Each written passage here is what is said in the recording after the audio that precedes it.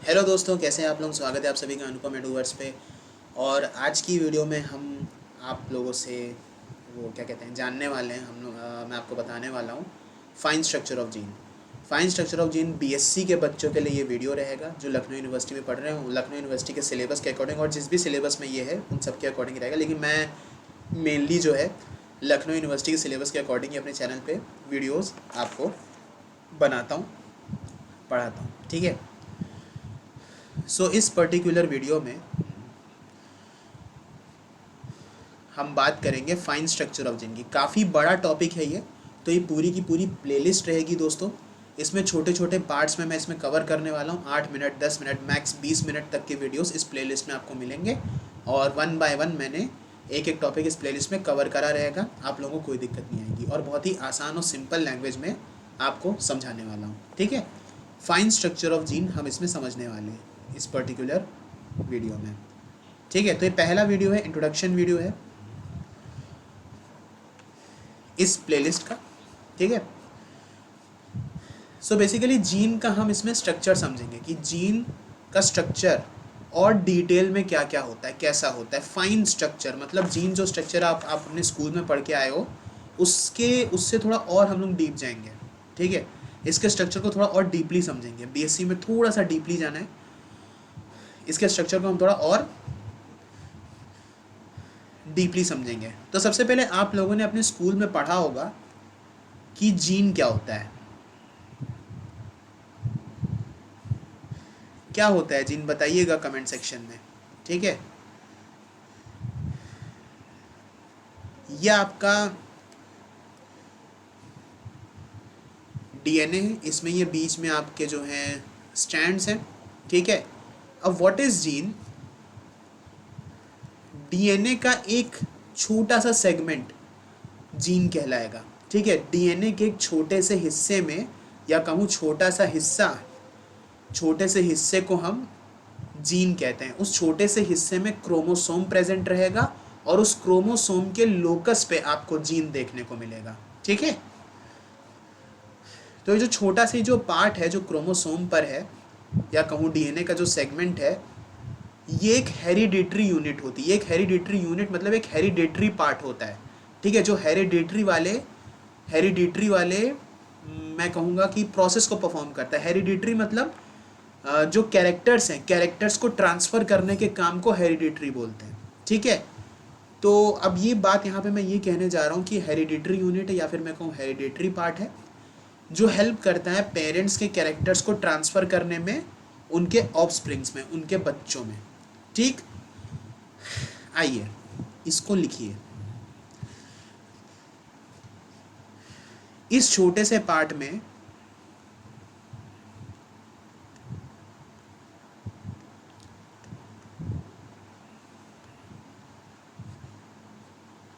इस छोटे से पार्ट में छोटे छोटे जो पार्ट हैं, ये छोटे छोटे पार्ट में यहाँ पर आपको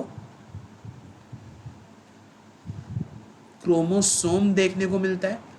क्रोमोसोम कुछ इस तरह से आपका होता है, आप लोगों ने स्कूल में पढ़ा ही है।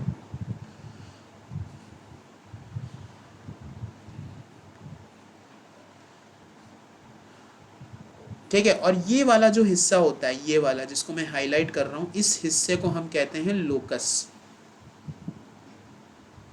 और इसी लोकस पर प्रेजेंट होता है तुम्हारा जीन। ठीक है दोस्तों। इसी लोकस पर आपका प्रेजेंट होता है जीन। तो जीन मैंने आपको क्या बताया,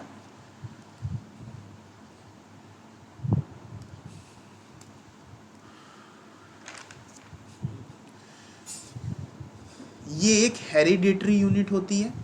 ठीक है। ये एक हेरिडिटरी यूनिट होती है, means it transfers the character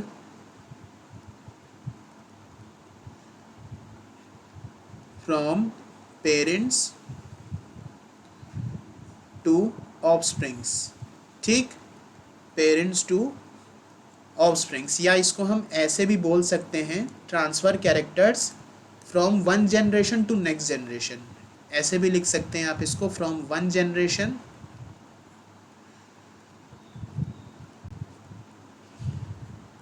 to next generation, ठीक है, from one generation to next generation, इसको आप ऐसे भी लिख सकते हो, ठीक है।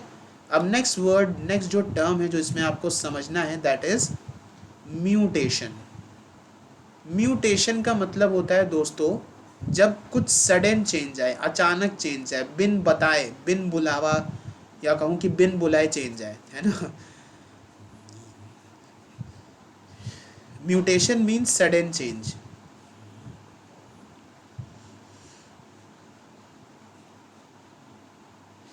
और जो म्यूटेशन है वो ऑल्टर करता है, मतलब चेंजेस लाता है। किस में चेंजेस लाता है? जीन के स्ट्रक्चर में। और जब जीन के स्ट्रक्चर में चेंज आएगा तो ऑब्वियस सी बात है क्रोमोसोम के स्ट्रक्चर में भी चेंज आएगा, ठीक है। तो इसमें लिखिएगा alter the structure of gene and chromosome, ठीक, क्लियर हुआ। आइए अब कुछ साइंटिस्ट के बारे में मैं आपको और बताना चाहूँगा, कुछ साइंटिस्ट के बारे में मैं आपको बताना चाहूँगा। एक साइंटिस्ट थे, आप लोगों ने सबका नाम सुना है, आप लोगों ने मतलब इनका जो है नाम सुना है, मेंडल, स्कूल में पढ़ा इनके बारे में। पी प्लांट पे इन्होंने एक्सपेरिमेंट किया था और इन्होंने ही सबसे पहले जीन की डिस्कवरी करी थी। लेकिन इसको इन्होंने जीन नाम नहीं दिया था, इसको इन्होंने फैक्टर बोला था कि ये फैक्टर है। जीन नाम इसका बाद में पड़ा था, ठीक है। इसको इन्होंने क्या बोला था? फैक्टर बोला था। और एक और साइंटिस्ट हैं जिनका नाम है म्यूलर या मूलर, ठीक है।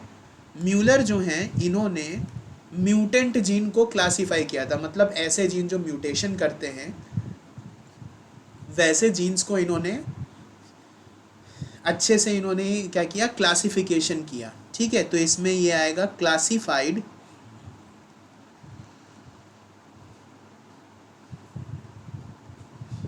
Mutant gene. म्यूटेंट जीन का इन्होंने क्लासिफिकेशन किया। अब ये कौन कौन से जो म्यूटेंट जीन थे जिनमें म्यूटेशन देखने को मिलता है, जो म्यूलर जी ने क्लासिफाई किया था, वो कौन कौन से जीन थे, आइए उसके बारे में आपको बताता हूँ। So first one is हाइपोमॉर्फ्स।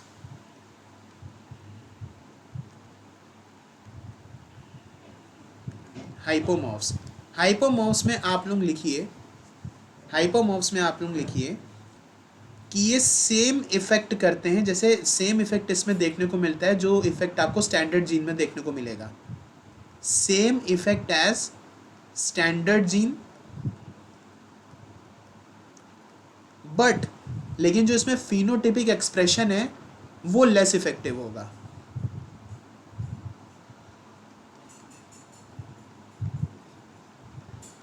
Phenotypic expression is less effective, phenotypic expression का इतना इफेक्ट नहीं होगा इसमें, ठीक है। हाइपोमॉर्फ्स, ओके, क्लियर हुआ इतना। नेक्स्ट मैं आप लोगों को बताऊंगा दैट इज एमॉर्फ्स। नेक्स्ट जो इन्होंने क्लासिफाई किया दैट इज एमॉर्फ्स।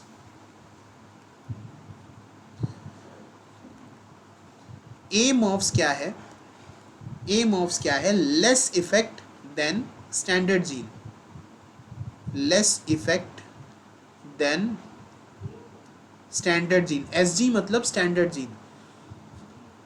तो स्टैंडर्ड जीन से कम इफेक्ट एमॉर्फ्स में आपको देखने को मिलता है, ठीक है। लेकिन इसके फिनोटिपिक एक्सप्रेशन में कोई चेंज आपको देखने को नहीं मिलेगा एमॉर्फ्स में, ठीक है। But not change in phenotypic expression, okay, in phenotypic expression, ठीक। जैसे कि इसका जो एग्जाम्पल है एच एंटीजन, एच एंटीजन किसका? बॉम्बे फिनोटाइप का। ये एक जीन है, मैं आपको इसके बारे में और वीडियोस में पढ़ाऊंगा अच्छे से। अभी ये इंट्रो वीडियो है, इंट्रोडक्शन वीडियो है, तो थोड़ा थोड़ा बेसिक हम लोग चलेंगे इस प्लेलिस्ट में। जो फाइन स्ट्रक्चर ऑफ जीन नाम की जो प्लेलिस्ट अभी तैयार करेंगे, इसमें छोटे छोटे पार्ट्स में सारे वीडियोस आएंगे जिसमें पूरा डिटेल ये टॉपिक कवर रहेगा, ठीक है। तो आप लोगों को कोई दिक्कत नहीं आएगी, ठीक। बॉम्बे फिनोटाइप, ठीक है, तो एच एंटीजन एक नाम का ये एक प्रकार का ये म्यूटेंट जीन है, एक प्रकार का एमॉफ है, और इसका जो फिनोटाइप होता है उसे हम बॉम्बे फिनोटाइप कहते हैं। ठीक है, क्लियर हुआ। आइए नेक्स्ट जो आप लोगों को मैं बताने जा रहा हूं that is हाइपरमॉर्फ्स।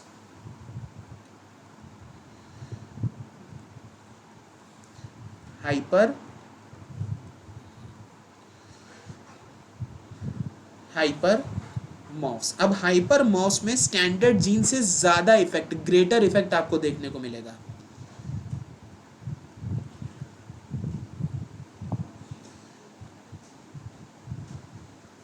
Greater effect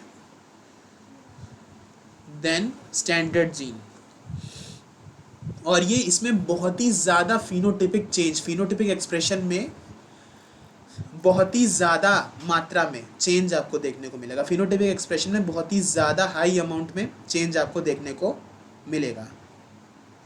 produce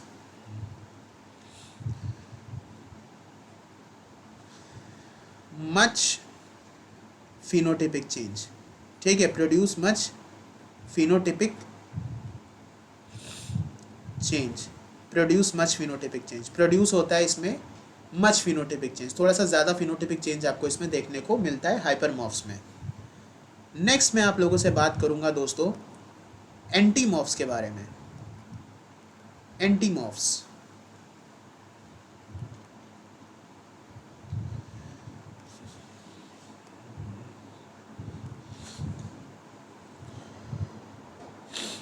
एंटीमॉर्फ्स में प्रोड्यूस होंगे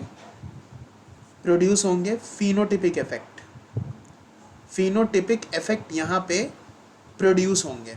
ठीक है, फिनोटिपिक इफेक्ट यहाँ पे प्रोड्यूस होंगे जो डिफरेंट होंगे एकदम। जो फिनोटिपिक इफेक्ट यहाँ पे प्रोड्यूस होंगे वो स्टैंडर्ड जीन की फिनोटिपिक इफेक्ट से एकदम डिफरेंट होंगे। ठीक है, डिफरेंट फ्रॉम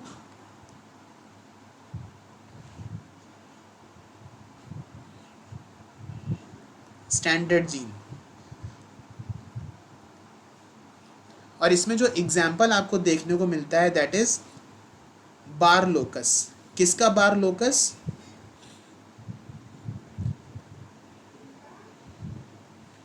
ड्रोसोफिला का। ठीक है, ड्रोसोफिला का बार लोकस आपको इसमें देखने को मिलता है। ठीक, इतनी बात हो गई। आई होप आपको इतना क्लियर हुआ होगा। चलिए आगे बढ़ते हैं। आगे मैं आपको पढ़ाऊंगा केमिकल बेसिस, जीन का केमिकल बेसिस मींस कि इसका मॉलिक्यूलर बेसिस क्या होगा। बहुत इंपॉर्टेंट है, इसमें आपको पढ़ना होगा। आपके बीएससी के एग्जाम्स में इसमें जो है लॉन्ग क्वेश्चन आता है। और ये जो म्यूटेंट जीन है, ये म्यूटेंट जीन पे जो मैंने आपको ये करवाया है, इसमें आपको शॉर्ट नोट्स मेनली आपको पूछने को मिलते हैं आपके लखनऊ यूनिवर्सिटी के एग्जाम्स में कि म्यूटेंट जीन्स के बारे में या तो डिस्क्राइब करो या तो ये write a short note on hypermorphs, amorphs और हाइपरमॉर्फ्स, हाइपोमॉर्फ्स, इन सब के बारे में आप शॉर्ट नोट लिखिए। आप शॉर्ट नोट में इतना छोटा नहीं लिखिए, ये आपको मैंने केवल समझाने के लिए बताया। आपको बुक भी रेफ़र करनी पड़ेगी मेरे लेक्चर के साथ साथ। ठीक है, तभी आपको एग्ज़ाम्स में आपको अच्छे से आपको क्लैरिटी आएगी। ठीक है, आप अच्छे से अपने long answer, short answer, short notes आप लिख पाएंगे। ठीक है, केमिकल बेसिस की मैं बात करूं, केमिकल बेसिस ऑफ जीन, तो इसमें सबसे पहले अगर मैं आप लोगों से बात करता हूं म्यूटेशन की, तो म्यूटेशन जो होता है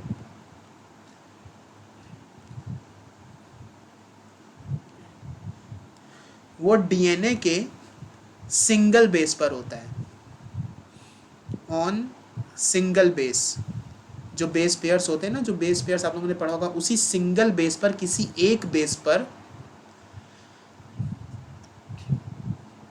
आपको ये देखने को मिलेगा। और जब सिंगल बेस पर, डीएनए के सिंगल बेस पे आपको जब ये म्यूटेशन आपको देखने को मिलेगा तो डीएनए में स्ट्रेच आएगा, मेक डीएनए स्ट्रेच होगा ना, कि वो डीएनए का स्ट्रक्चर ऑल्टर होगा, चेंज होगा। ठीक है, म्यूटेशन नहीं तो अभी मैंने बताया।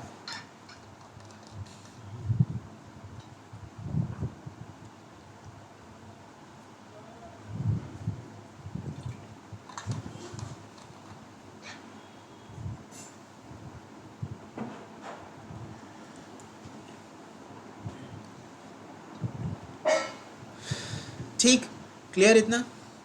Make DNA stretch.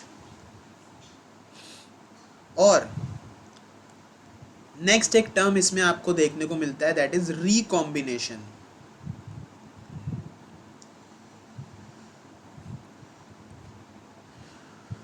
रिकॉम्बिनेशन जो है वो दो डीएनए बेसिस के बीच में होगा।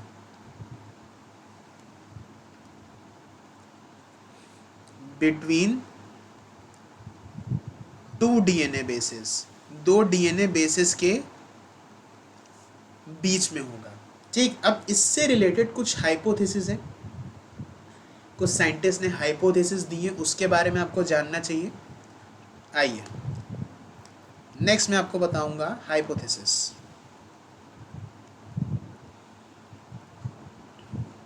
सो फर्स्ट हाइपोथेसिस है one gene one character.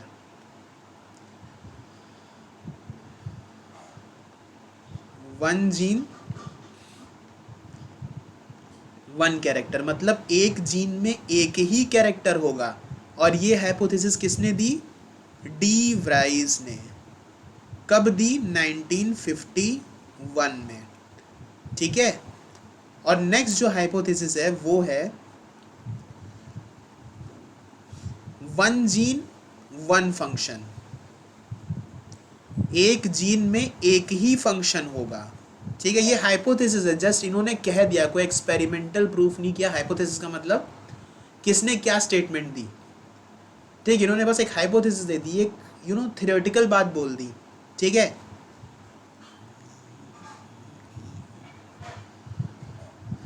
One gene one function, एक जीन का एक ही फंक्शन होगा। और ये किसने कहा था? ये कहा था होरोविट्स एंड लियोपोल्ड ने। ठीक है दोस्तों, लियोपोल्ड ने 1923 में। ठीक, और दो साइंटिस्ट और थे, स्टूटीवेंट एंड मॉर्गन, जिनके बारे में आपने अपने 12th क्लास में भी पढ़ा है। स्टूटीवेंट एंड मॉर्गन, इन्होंने कहा कि जो बार लोकस है ड्रोसोफिला का,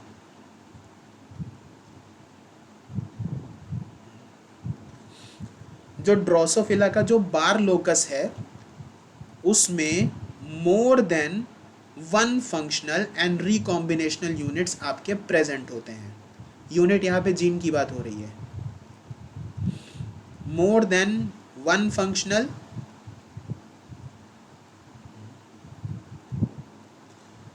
एंड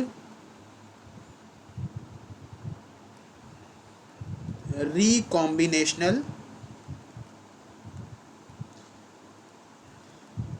यूनिट्स। ठीक है, स्टूटीवेंट एंड मॉर्गन ने कहा कि जो बार लोकस है ड्रोसोफिला का, वहां पर आपको एक से ज़्यादा फंक्शनल और रिकॉम्बिनेशनल यूनिट्स या फिर जीन्स आपको देखने को मिलते हैं। ठीक है, स्टूटीवेंट एंड मॉर्गन ने ये बोला। ठीक, अब 1950 में आइए। 1950 में एक साइंटिस्ट हैं जिनका नाम है रोपर। ठीक है, अब रोपर जी ने बोला, रोपर जी ने एक्चुअली ने बोला, इन्होंने क्रॉसेस किए, क्रॉस बिटवीन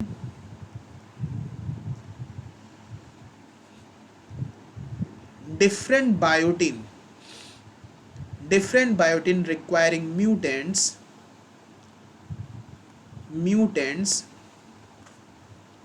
इसको आप लिखते जाइएगा, नोट्स मेरे साथ साथ बनाते जाइएगा। ठीक है, ऑफ एस्परजिलस। अब 1950 में रोपर जी ने क्या किया, जो क्या कहते हैं, एस्परजिलस में जो म्यूटेंट्स हैं, मतलब जो म्यूटेंट जीन है उसमें जो बायोटिन है, मतलब जो ऐसे म्यूटेंट जिसमें बायोटिन है, उन दोनों के बीच में क्रॉसेस करवाए। ठीक है, उन दोनों के बीच में क्रॉसेस करवाए, और जो उन्हें रिजल्ट मिला वो ये मिला, उन्हें वाइल्ड टाइप रिकॉम्बिनेंट्स देखने को मिले। Yield wild type recombinants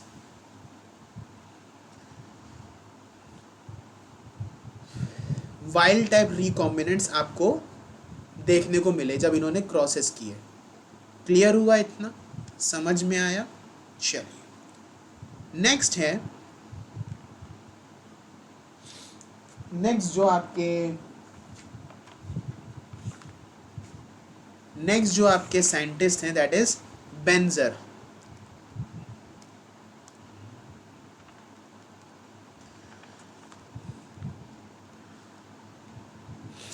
Berger ने जो है 1950 में क्या किया, इन्होंने T4 का बैक्टीरियोफेज लिया।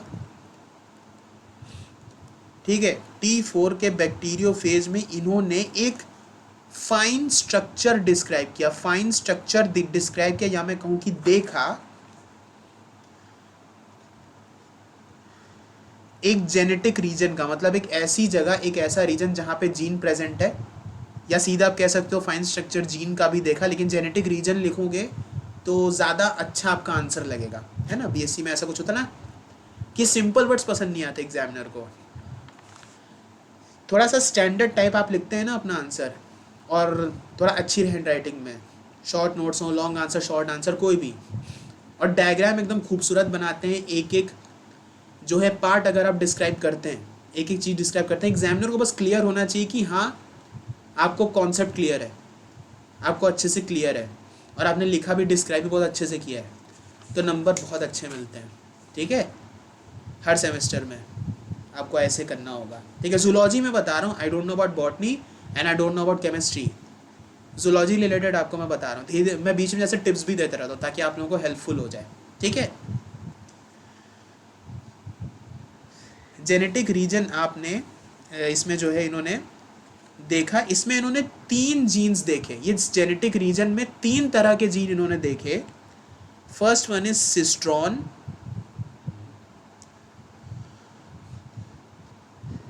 Second one is recon and third one is muton. Cistron, recon and muton. ठीक, 3 तरह के जीन इन्होंने देखे। ओके जी, नेक्स्ट मैं आप लोगों से बात करूंगा ईबी ल्यूविस जी के बारे में। ईबी ल्यूविस जी ने 1952 में क्या किया, जो आई है, आई लोकस है किसका, ड्रोसोफिला का। ठीक है, जो आई का लोकस है ड्रोसोफिला का, उसमें इन्होंने एक चीज देखी कि जो आई का जो लोकस है ना, उसकी वजह से उसकी क्या कहते हैं, जो आई का लोकस है वो डिवाइडेड है बहुत सारे फंक्शनल सब यूनिट्स में। अभी मैं इसको समझा रहा हूँ क्या मतलब है इसका, आप लोग लिख लीजिए पहले, डिवाइडेड इनटू मैनी फंक्शनल सब यूनिट्स। ठीक है, अब ये जो ड्रोसोफिला का ये जो आई का ये जो लोकस है, आई का जो लोकस है, अब जो बार लोकस होता है ना ड्रोसोफिला का, एक चीज़ मैं और आपको एक एक्स्ट्रा बता दूं, आप लोग इसे अपने नोटबुक में लिख लीजिएगा कि जो बार लोकस है ड्रोसोफिला का, उसकी वजह से ड्रोसोफिला की जो आई होती है ना, आई धीरे धीरे धीरे धीरे श्रिंक हो जाती है, पतली हो जाती है एडल्ट स्टेज तक जाते जाते। ठीक है, और उसी आई लोकस में जो फंक्शनल सब यूनिट्स हैं, या मैं कहूँ कि जो ढेर सारे जीन्स हैं, जो ढेर सारे जीन्स हैं वो कई हिस्सों में डिवाइडेड होते हैं। आई एम सॉरी, जो कई हिस्सों में डिवाइडेड होते हैं। ठीक, इतना आप लोगों को क्लियर हो गया, इतना आप लोगों को क्लियर हो गया। चलिए आगे बढ़ेंगे। नेक्स्ट जिनकी मैं बात करने वाला हूं वो हैं पोंटीकॉर्वो। पोंटीकॉर्वो, हाँ पोंटीकॉर्वो। पोंटीकॉर्वो जी ने 1952 में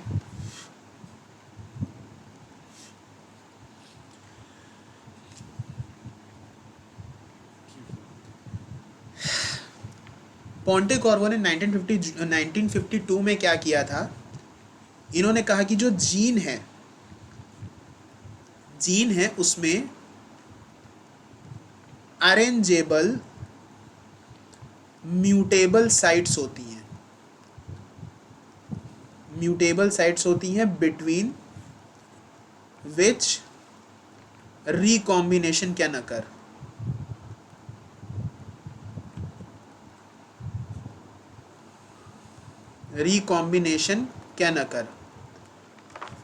अब मतलब क्या है इसका?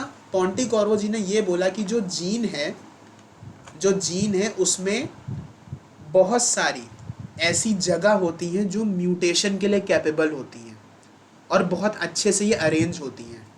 इसलिए इन्होंने ये कहा कि जीन पर अरेंजेबल म्यूटेबल साइट्स हैं जिनके बीच में आपको रिकॉम्बिनेशन देखने को मिलता है। ठीक, क्लियर हुआ इतना? तो दोस्तों आज के इस वीडियो में बस इतना ही। ये पहला वीडियो था फाइन स्ट्रक्चर ऑफ जीन का। इसके बाद जो टॉपिक आपका कराना है मुझे वो है जीन कॉन्सेप्ट। इसके बाद हम लोग समझेंगे बहुत ही आसान लैंग्वेज में, डिटेल में समझेंगे। लेकिन आप लोग बुक भी प्रेफर करते जाइएगा, बिकॉज चाहे मेरा लेक्चर हो चाहे आपके कॉलेज में प्रोफेसर का लेक्चर हो, lecture is not enough, book भी आपको प्रेफर करनी ही पड़ेगी। Whether it was standard book और इंडियन ऑथर बुक, आपको रेफ़र करनी ही पड़ेगी, तभी आपके एकदम अच्छे मार्क्स आएंगे आपके सेमेस्टर एग्ज़ाम में। ठीक है, so thank you so much जितने भी मेरे प्यारे जूनियर्स ने देखा है अपने बीएससी के प्रिपरेशन के लिए लेक्चर। बहुत बहुत शुक्रिया लेक्चर देखने के लिए, और इसका नेक्स्ट पार्ट भी जल्दी आएगा जो होगा जीन कॉन्सेप्ट का। तो दोस्तों आज के इस वीडियो में बस इतना ही। तब तक के लिए रखिए अपना ख्याल। Take care, good bye and Tata.